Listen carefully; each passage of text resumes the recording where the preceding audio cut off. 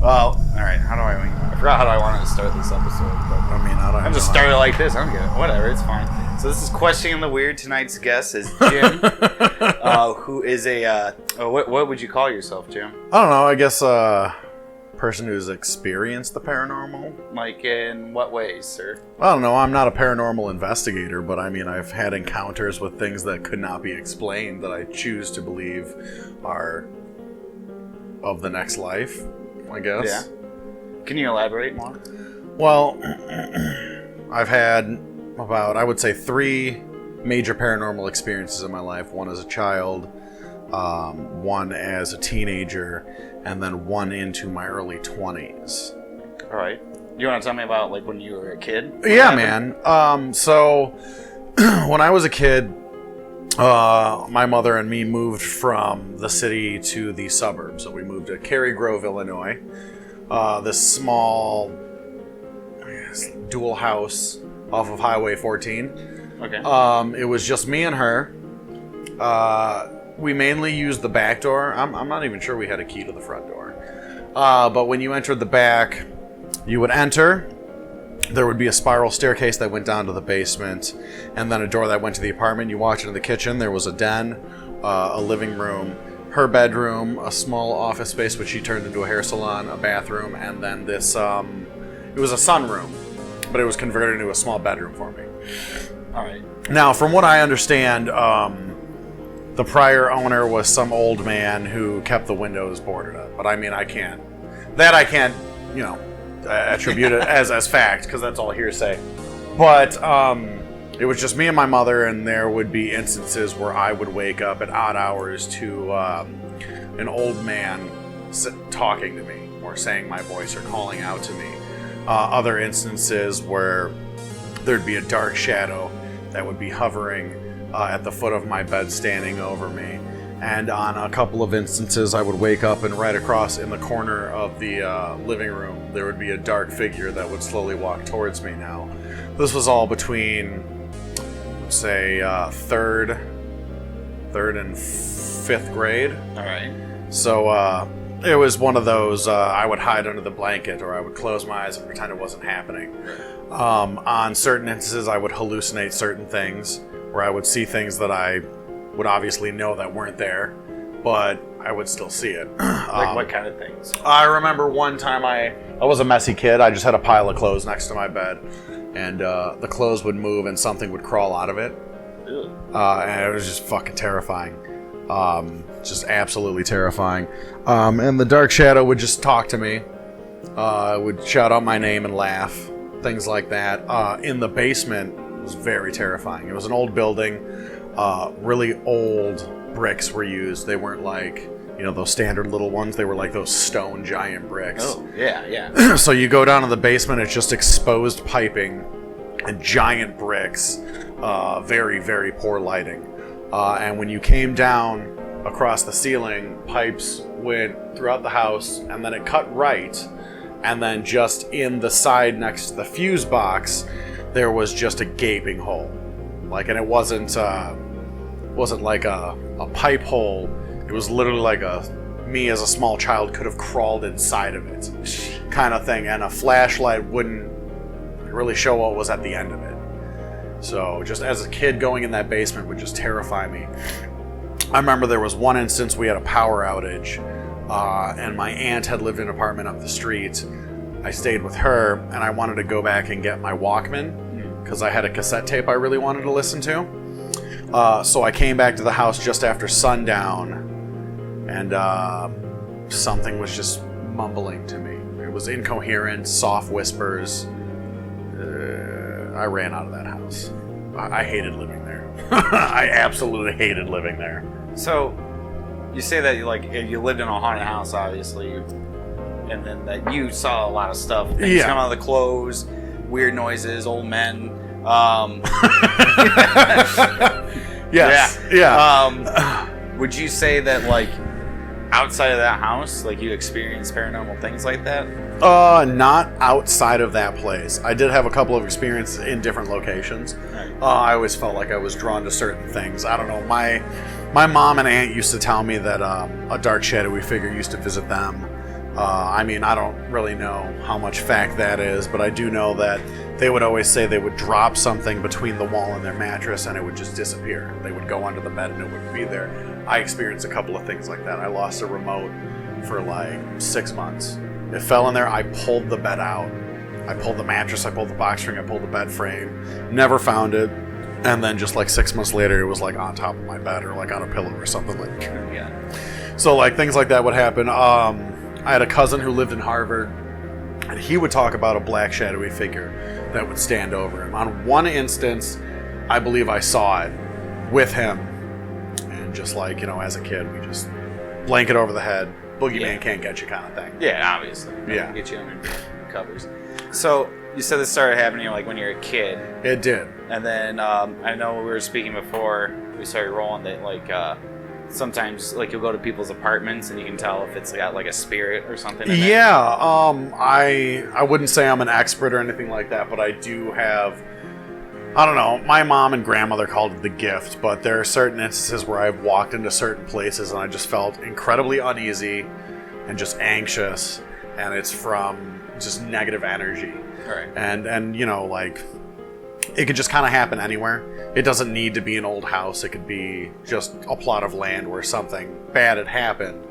I remember one time I had a buddy of mine.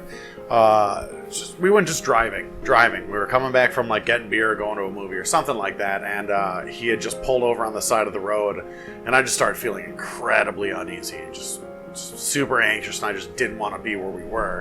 And he like immediately pointed to this house, and he was like, "Hey man, how do you feel around this house?" Yeah. And I'm like, "I don't know. Okay, can we not be here? Like, why are we here?" And he's like, just want to know how you feel around this house. And I'm just like, I'm cool. But really, I was just like, I don't want to be here. I don't feel right. Something's wrong. Something's watching me. And then we drove away, and then immediately he was like, I have another friend that I drove around over here, and he would freak out and say that house is haunted and stuff like that. And I'm like, yeah, I didn't really want to say anything, but I don't ever want to go back near that house again. And he's a very skeptical individual. Yeah. His theories on the spiritual are actually kind of awesome, though. He doesn't believe that ghosts exist, but he does believe that the paranormal exists in the sense that they're time lapses. Oh, okay. So, like, if you encounter a spirit or some paranormal activity, that it's really just time lapsing over from a different period and you're just seeing a shadow effect of it. Yeah. Which I kind of think, like, in a sci-fi limelight, like, that just sounds cool. Yeah, and it kind of makes sense because it explains why you always see, like, 18th century horrible crime ghosts. Yeah. You don't just see some regular person walking around like, I'm off to buy potatoes or whatever. Yeah, exactly. It's always some like, yes, he murdered 80 people and these are the victims that haunt this whatever. It's always something weird like that. So, you said that you get like a bad vibe basically when you go into a place that might be paranormal, haunted or whatever. Like, is there any other things that help you know that this is obviously something's going on in this place? I mean, honestly, I just get it as a sixth sense feel. It's more like you just feed off. It's like when you feed off people. Right. You know what I mean? Like, you know someone's personality, you can read individuals. It's kind of like that. Okay. It's just you walk into an instance and you have an overwhelming feeling about you or an emotion. And you never see anything anymore? Just at the house as a kid? Or? The last time I saw something was the last house that my mother lived in before we lost it to foreclosure. What did you see there? So, sometime around 6th grade, we moved out of Cary Grove and we moved to a place in Johnsburg, Illinois. I went to Johnsburg High School, and the house we had probably lived in, I guess, someone was murdered in the basement. A man had murdered a woman in our laundry room. And then at some point in time in the future, a 17-year-old had committed suicide in what was my bedroom. So I had the bedroom or the bedroom area. It was really awesome.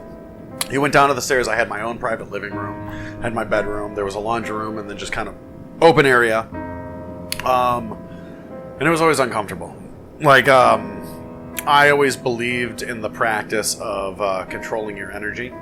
So in my bedroom, I felt safe because I always verbally stated that no dark entities or nothing evil is allowed to be in my presence or use my kinetic energy to manifest itself. It's your space. So, exactly. So I always had a safe spot. Like burning sage is a cleansing thing. It was a mental cleansing thing.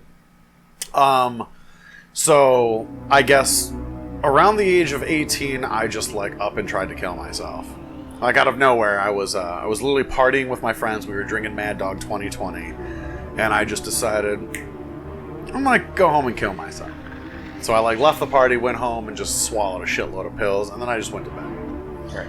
My stepdad ended up finding me, but we found out later that a 17-year-old had like killed himself in that bedroom. So it was, I don't know if it's coincidence or it is what it is. Later, during my, I guess, goth phase, me and my buddies used to go to graveyards, take pictures and hang out, and do goth things. But I remember one time, one of my buddies, PJ, came across a headstone where the cross was broken off, and it was just leaning against the headstone. Yeah. So he was like, "I want to take this home." So sounds smart. So he took that and he put it in my car because I drove. I dropped him off. And I was like, "Hey, you gonna take your fucking cross?" And he was like, "No, I don't want it anymore. It's yours." And I'm like, "All right, cool." So I didn't want to drive back to the cemetery. I just put it in my room.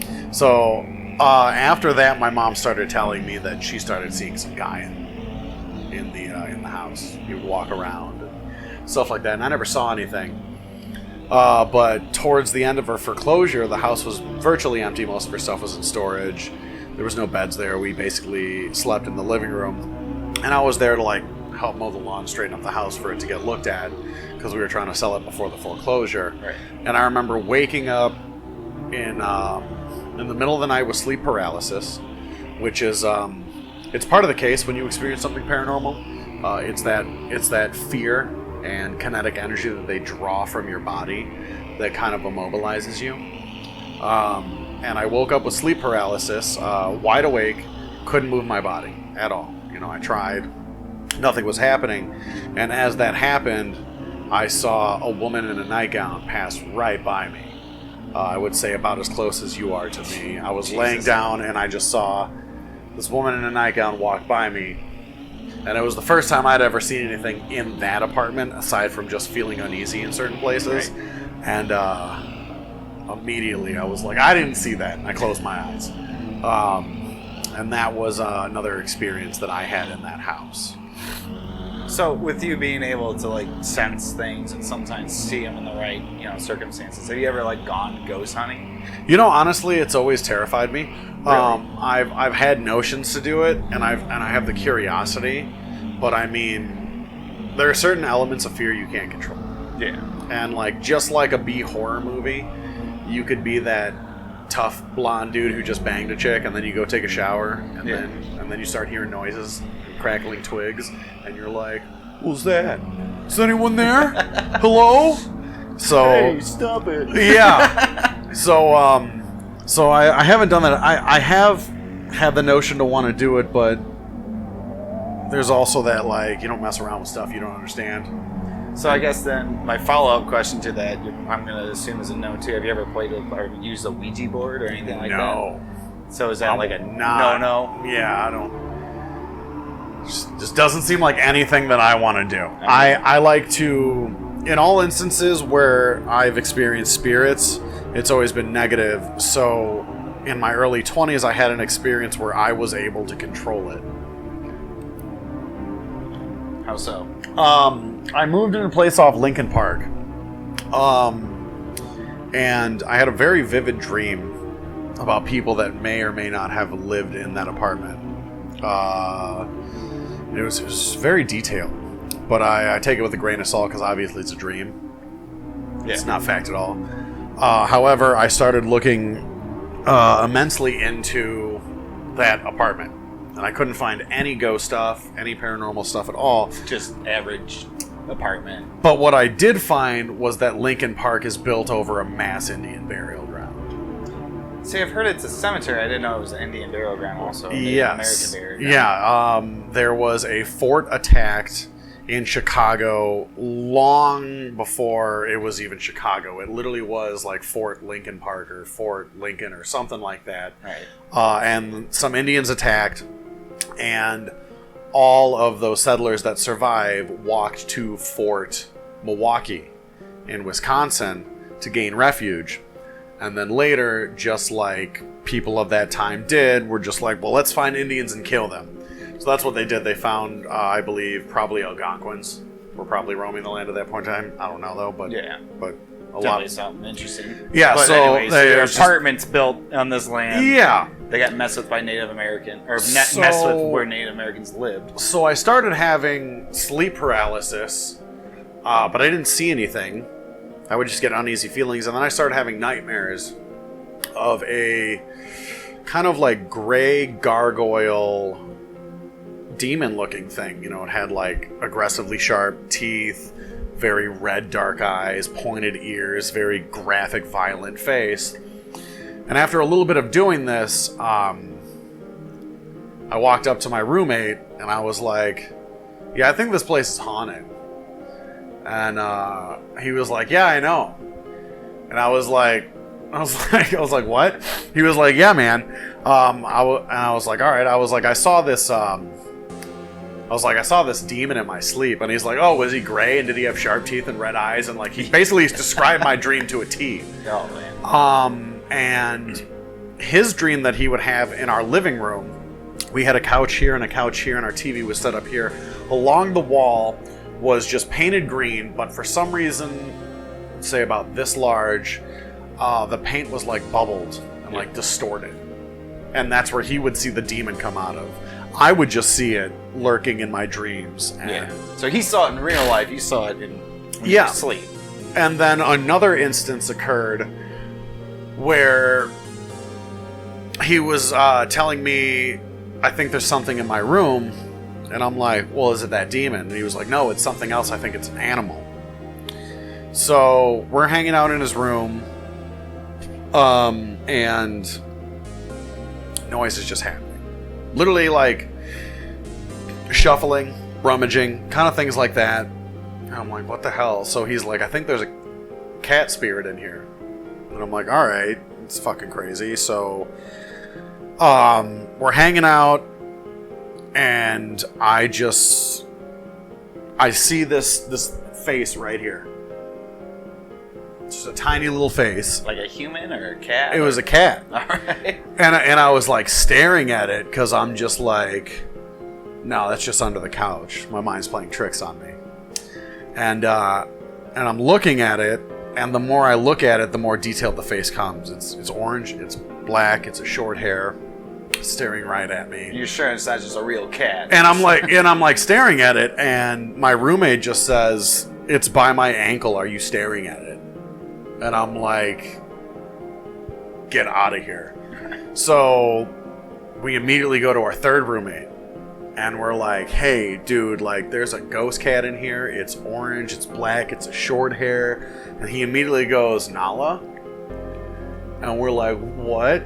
So my buddy had the apartment before I did. And before he had the apartment, our mutual friend John had the apartment. And John had two roommates. On the last night of their being there before they moved out, they threw a huge house party.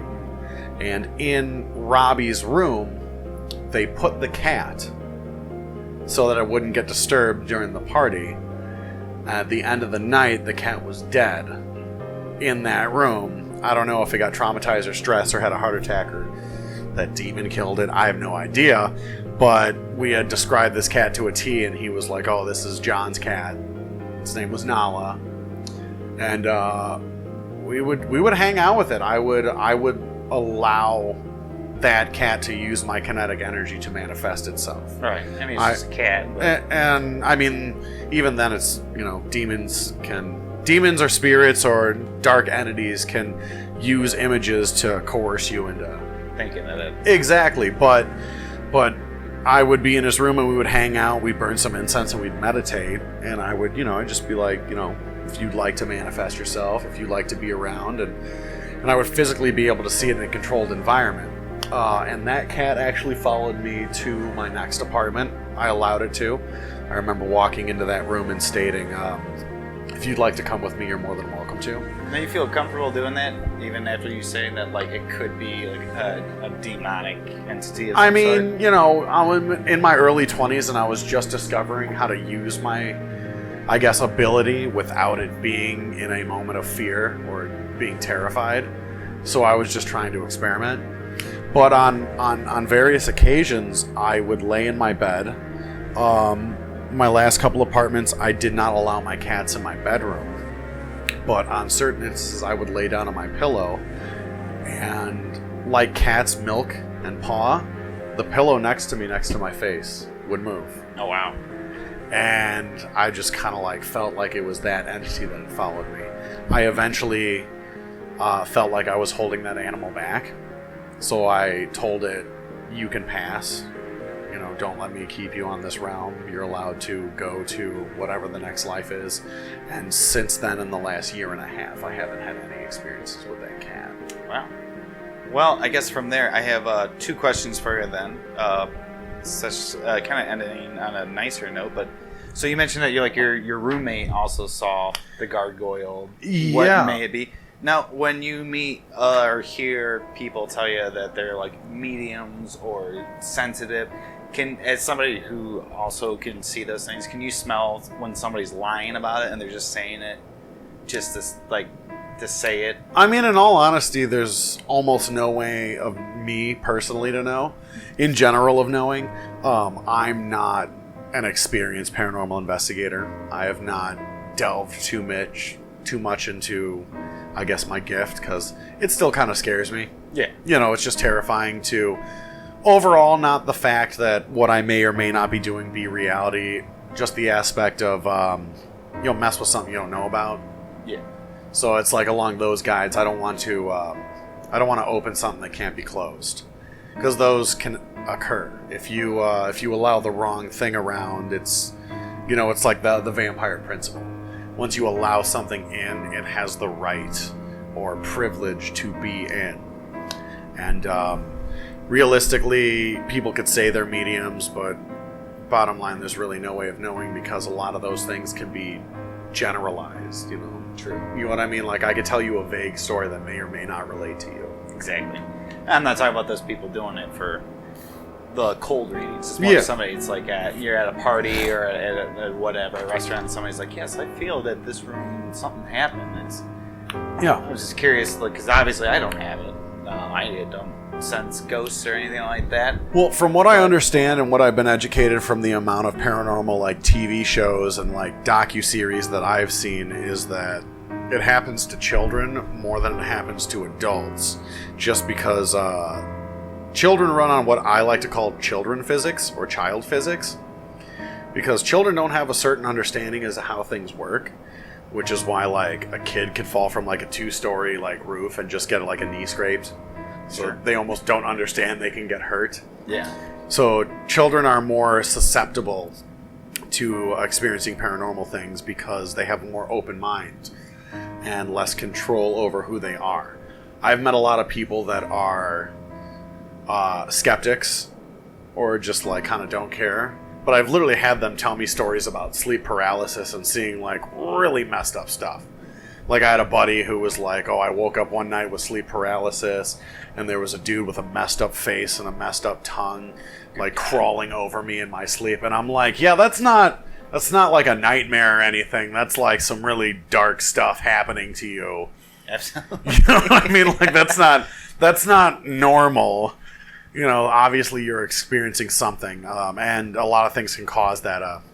Spirit can feed off you through fear and panic and stress and depression. Yeah. Because you're in less control of yourself as a person.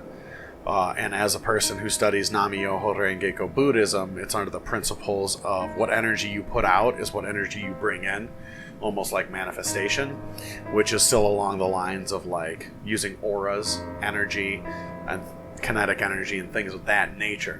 Where we're all really essentially human batteries. You know, we run off of certain voltages of electricity. Yeah. So realistically, we distribute out energy at all times.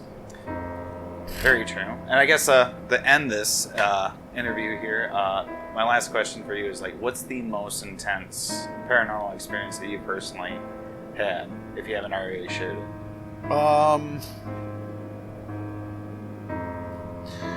The most intense experience I had was more joyful than frightening. Yeah. It happened with that cat. I was meditating with my buddy in his room. We were burning Nang Champa, and I just felt a tickle in my belly. And for literally 30 minutes... Like in your belly or on? Physically in my stomach, I felt a tickle. And for 30 minutes, I could not stop laughing at all. Uncontrollably. I couldn't control it. I almost peed myself. I was gasping for air, red in the face, and I could not stop laughing. And I just assumed it was because that cat was doing some sort of I love you feeling, but through an energy way. Yeah, because I mean, it's not physical, so it could be trying to be snuggling, but it's in your tummy, not on your belly. Yeah, so it was probably the most intense paranormal experience I ever had outside of fear, because it dealt with a physical connection. You know, I think that's interesting that you say that, though, because most times whenever you talk to people and it's paranormal, it's always like, oh, I saw a ghoul walking through the hallway. Nobody's ever like, I got tickled by a ghost cat. Yeah, I know. I don't know. I think that's the most ridiculous story I have out of all of them. Because all of them were based around fear, and then this one centered around, like, an animal that was a ghost. It's almost Casper-esque. Right? It's almost comical. But I always thought it was really cool because it was the safest I felt using my ability, as well as just the least terrifying. Sure, yeah. Well, I guess we'll end it on that note. This is probably the first paranormal interview ever to end on such a cute and cuddly note. So thanks a lot, Jim, for coming on the show. I appreciate it. Yeah, man. And thank you for watching. You guys have a great night.